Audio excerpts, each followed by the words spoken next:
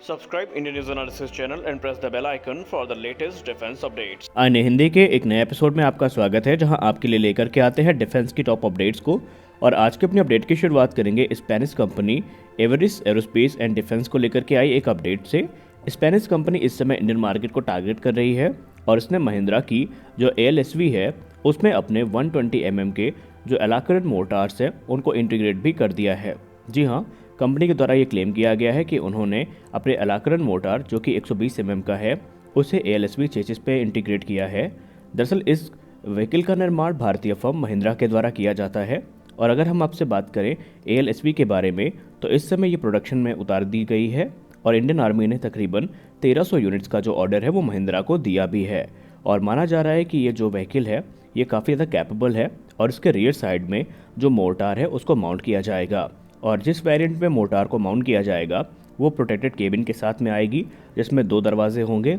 अलाकरन motor की अगर हम बात करें तो कोई भी जो लाइट 4x4 व्हीकल है उसके रियर साइड में इसको माउंट किया जा सकेगा, या फिर चाहे हैवी आर्मर्ड व्हीकल की बात करें तो उसमें भी इसको आराम से माउंट किया जा सकता है। हमारी अगली बड़ी update Korba ordnance factory Amethi Uttar Pradesh से आ रही है। जैसा कि हम सबको पता है कि रशियन और इंडियन जॉइंट वेंचर में जो AK-203 राइफल्स का निर्माण किया जाना है वो उत्तर प्रदेश के अमेठी के कोरबा ऑर्डिनेंस फैक्ट्री में किया जाना है। तो अब रिपोर्ट ये सामने आ रही है कि जो पहला बैच है AK-203 राइफल्स का वो ऑलरेडी बन चुका है। जी हाँ, जो प्रोडक्शन है वो ऑलरेडी स्टार्ट हो चुका है और इंडियन आर्मी को बहुत जल्दी ये जो राइफल्स की डिलीवरीज हैं वो शुरू कर दी जाएंगी। अगर हम रोजबोरॉन एक्सपोर्ट की बात माने तो उन्होंने ये कंफर्म कर दिया है कि जो प्रोडक्शन है वो शुरू भी हो चुका है और कुछ संख्या में ये जो राइफल्स हैं ये बनके तैयार भी हैं। आपको हम बताना चाहेंगे कि रिपोर्ट्स ये क्लेम करती हैं कि 10 वर्ष के अंदर अंदर तकरीबन 6,71,000 AK-203 राइफल्स का निर्माण किया जाएगा, जो कि इंडियन आर्म फोर्सेस को एक बढ़िया ताकत प्रदान करेंगी। इनफैक्ट भारत में जितने भी पुलिस सर्विसेज हैं आने वाले समय में हमें ये राइफल्स सबके पास दिख सकती है। अगर हम बात करें आर्मी चीफ के एक बयान की तो उन्होंने पहले ही कहा था कि मार्च 2023 तक तकरीबन 5,000 इंडियन मेड AK-203 राइफल्स जो है वो डिलीवर कर दी जाएंगी। और रही बात इंडिजिनस कंटेंट की तो जो ग्रेजुअली 20,000 से लेकर के 40,000 राइफल्स के अलग अलग बैचेस होंगे तो ये जो इंडिजिनस कंटेंट का परसेंटेज है ये 5% से 100% तक पहुँचेगा। और एक अनुमान है कि तकरीबन 1,20,000 राइफल्स के बाद जो फुली इंडिजिनाइज राइफल्स हैं उनका निर्माण भी शुरू हो जाएगा। कहने का सीधा मतलब ये है कि 1,20,000 राइफल्स के बाद जो पूर्णतः स्वदेशी राइफल्स हैं वो बननी शुरू हो जाएंगी। हमारी अगली बड़ी अपडेट आ रही है एम्ब्रेयर को लेकर के। हमने हाल ही के दिनों में देखा कि कई एयरक्राफ्ट मैन्युफैक्चरिंग जाइंट्स हैं जिन्होंने अपना रुख भारत की तरफ किया है। और इसी बीच हमारी जो अपडेट है वो एम्ब्रेयर को लेकर के आ रही है, जहां पर एम्ब्रेयर के सीनियर एग्जीक्यूटिव जिनका नाम सितानो नेतो है उन्होंने लाइवमिंट को दिए गए अपने इंटरव्यू के दौरान ये कहा कि इस समय उनकी फर्म को इस चीज़ की उम्मीद है कि वो भारत को अपना A-29 सुपर तुस्कानो या तुकानो जो एयरक्राफ्ट है उसको बेचेंगे। दरअसल उनका ये मानना है कि एम्ब्रेयर का ये जो एयरक्राफ्ट है ये इंडियन आर्म फोर्सेस के लिए काफ़ी महत्वपूर्ण साबित हो सकता है, क्योंकि ये close air support, forward area surveillance ISR जिसको हम इंटेलिजेंस सर्विलेंस और रिकॉनेसेंस कहते हैं उन मिशन को काफ़ी इजीली एग्जीक्यूट कर सकता है। और ये Indian air force, Indian navy, Indian coast guard और बॉर्डर सिक्योरिटी फोर्स के लिए एक अहम भूमिका निभा सकता है। इसके अलावा जो A-29 है इससे दूसरे मिशंस भी कंप्लीट किए जा सकते हैं, जैसे कुछ देश इसको एज अ बॉर्डर पेट्रोल और पाइपलाइन सर्विलेंस के लिए इस्तेमाल करना चाहते हैं। लेकिन अगर हम भारत की बात करें तो भारत को लेकर के ये लगता नहीं है कि भारत इसकी तरफ जाएगा, क्योंकि ऑलरेडी हम लोग HTT-40 का वेपनाइज वेरिएंट तैयार कर रहे हैं जो कि इन रोल्स को काफ़ी अच्छे से पूरा करने में सक्षम होगा। बात करें A-29 की तो ये अपने साथ 250 से लेकर के 500 पाउंड्स के जो लेजर गाइडेड बॉम्ब्स हैं उनको कैरी करने में सक्षम है। इसके अलावा ACR-20 जो कि एडवांस प्रिसीजन किल वेपन सिस्टम है वो इसका हिस्सा है और ये अपने साथ 50 कैलिबर की मशीन गन्स को भी कैरी करने में सक्षम है। और ग्रेविटी बॉम्ब्स के अलावा जो एलिमिनेटिंग फ्रेयर्स हैं वो भी इनके साथ कैरी की जा सकती हैं। आपको याद होगा आज से कुछ महीने पहले हमने एक वीडियो बनाई थी जहां पर हमने कहा था कि आज नहीं तो कल हिंदुस्तान एरोनॉटिक्स लिमिटेड के द्वारा जो टिल्ट रोटर हेलीकॉप्टर्स हैं इनका निर्माण किया जाएगा। तो अब ऐसा होता दिखाई भी पड़ रहा है। हिंदुस्तान एरोनॉटिक्स लिमिटेड जिनके कंधों पर इंडियन मल्टी रोल हेलीकॉप्टर्स की जिम्मेदारी है जो कि इंडियन आर्म फोर्सेस की रिक्वायरमेंट के आधार पर बनाए जाएंगे, वो इस दशक के अंत तक टिल्ट रोटर हेलीकॉप्टर टेक्नोलॉजी पर भी काम शुरू कर देंगे। और माना जा रहा है कि आने वाले समय में ये टेक्नोलॉजी काफ़ी रफ्तार के साथ मैच्योर होगी और अफोर्डेबल भी हो जाएगी। टिल रोटर टेक्नोलॉजी, जैसे कि आपने V-22 ऑस्प्रे को देखा हो, वो वर्टिकल टेक ऑफ और लैंड भी करने में सक्षम है। यानी होते तो आमतौर पर वो एक हेलीकॉप्टर ही हैं, लेकिन वो एज अ जो एयरक्राफ्ट है उसके जैसे भी एक्ट करते हैं। जैसे कि ये अपने थ्रस्ट को टिल्ट करके वर्टिकली कर देते हैं, जिसकी वजह से ये टेक ऑफ और लैंड करने में सक्षम होते हैं।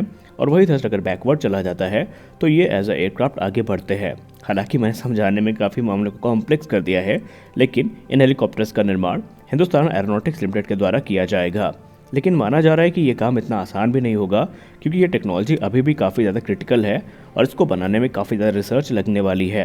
और इसके लिए बाकायदा हिंदुस्तान एरोनॉटिक्स लिमिटेड ने rotary wing research and design centre और aircraft research and design centre का गठन भी किया है, जो कि साथ में मिलकर के काम करेंगे और इस काम को आसान बनाएंगे। हमारी अगली बड़ी अपडेट स्वीडिश डिफेंस फर्म साब को लेकर के आ रही है। दोस्तों, साब एरोस्पेस के द्वारा एक बहुत बड़ा फैसला किया गया है। दरअसल साब ने लोकल पार्टनर जो कि उनका अडानी ग्रुप था उसको हटा दिया है। जी हाँ, अडानी ग्रुप को साब के द्वारा हटा दिया गया है, जिनके साथ मिलकर के साब ने यह फैसला किया था कि अगर भारतीय वायुसेना के द्वारा MRCA प्रोग्राम के अंतर्गत 114 ग्रिपेन फाइटर जेट्स की खरीद की जाती है, तो वो अडानी ग्रुप के साथ मिलकर के ही इन एयरक्राफ्ट का निर्माण भारत में लोकली करने वाले हैं। लेकिन अब अडानी ग्रुप को इनके पार्टनरशिप से बाहर कर दिया गया है। हालांकि साब ने अभी अपने नए पार्टनर्स का नाम अनाउंस नहीं किया है, जो कि अभी यहाँ पर साब ढूंढ रहे हैं ऐसे पार्टनर्स को जो कि साब के साथ मिलकर के काम कर सके।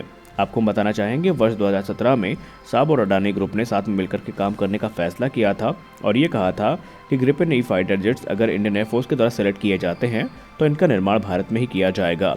लेकिन अब रिपोर्ट्स ये क्लेम कर रही हैं कि अडानी ग्रुप के जाने के बाद साब जो है वो हिंदुस्तान एरोनॉटिक्स लिमिटेड से बात करेगी और वो जो अपनी पार्टनरशिप है वो हिंदुस्तान एरोनॉटिक्स लिमिटेड के साथ में बढ़ाएगी, या दूसरे जो इसमें मल्टीपल पार्टनर्स हैं उनको भी साथ में ज्वाइन किया जा सकता है। खैर, अगर हम साब ग्रिपेन की बात माने तो साब ग्रिपेन को लेकर के अभी इंडियन एयरफोर्स ने कोई इंटरेस्ट भी दिखाया नहीं है और उम्मीद ये भी है कि तेजस मार्क 2 प्रोग्राम के चलते साब ग्रिपेन जो है वो इंडियन एयरफोर्स को ज्वाइन भी नहीं करने वाला है। हमारी अगली और अंतिम अपडेट भी एम्ब्रेयर को लेकर के है। एम्ब्रेयर के एग्जीक्यूटिव सीनेतो नेतो ने लाइव मिनट से बात करते हुए ये कहा कि इस समय जो एम्ब्रेयर है वो इंडियन एयरफोर्स के साथ C-390 मिलेनियम एयरक्राफ्ट को लेकर के भी बातचीत कर रही है, जो कि एक मिलिट्री ट्रांसपोर्ट एयरक्राफ्ट है, जिसको लेकर के वो क्लेम करते हैं कि इंडिया के नॉर्दर्न सेक्टर में उसका जो इस्तेमाल है वो काफ़ी अच्छा हो सकता है। आपको हम बताना चाहेंगे, पहले भी हमने रिपोर्ट कवर करी थी जहां पर हमने कहा था कि हिंदुस्तान एरोनॉटिक्स लिमिटेड और एम्ब्रेयर के बीच में जो बातचीत है इसको लेकर के हो चुकी है और दोनों ने यह सहमति जताई थी कि एक कंबाइंड ऑफर जो है वो इंडियन एयरफोर्स के सामने रखा जाएगा, जिसकी बाद में एयरफोर्स के द्वारा स्टडी की जाएगी और अगर एयरफोर्स इंटरेस्टेड होगी तो उनके लिए जो कस्टमाइज वेरिएंट है वो बनाया जाएगा। लेकिन आपको पता होना चाहिए कि एयरबस डिफेंस ने भी टाटा डिफेंस के साथ मिलकर के, जैसे भारत में आप जानते ही हैं कि C-295 एयरक्राफ्ट का निर्माण शुरू किया है, तो उन्होंने भी अपने A400M एटलस को प्रमोट किया है, जो कि European 4 engine turboprop military transport aircraft है, जो कि इंडियन एयरफोर्स की रिक्वायरमेंट को पूरा कर सकता है। एयरबस ने तो यहाँ तक कहा है कि अगर इंडियन एयरफोर्स इसको सेलेक्ट करती है तो इसका निर्माण भी भारत में ही किया जाएगा, जैसे कि C-295 का किया जा रहा है। इंडियन एयरफोर्स को इस समय एडिशनल C-295 की खरीदने की इच्छा है, ताकि वो अपने न सिर्फ पुराने हो रहे एवरो की फ्लीट्स को रिप्लेस करे, बल्कि सोवियत तरह के जो AN-32 हैं उनको भी उनके द्वारा रिप्लेस किया जाना है। और इसीलिए एम्ब्रेयर और एयरबस दोनों अपना जोर लगा रहे हैं कि उनको जो ऑर्डर्स हैं वो मिल सकें। तो आपने वीडियो को अंत तक देखा, इसके लिए आप सभी का बहुत बहुत धन्यवाद। मिलते हैं अपने अगले वीडियो में कुछ और इंपॉर्टेंट अपडेट्स के साथ। अगर वीडियो अच्छी लगी तो वीडियो को लाइक करिए, नए हैं तो चैनल को सब्सक्राइब करिए। मिलते हैं अपने अगले वीडियो में, तब तक के लिए जय हिंद।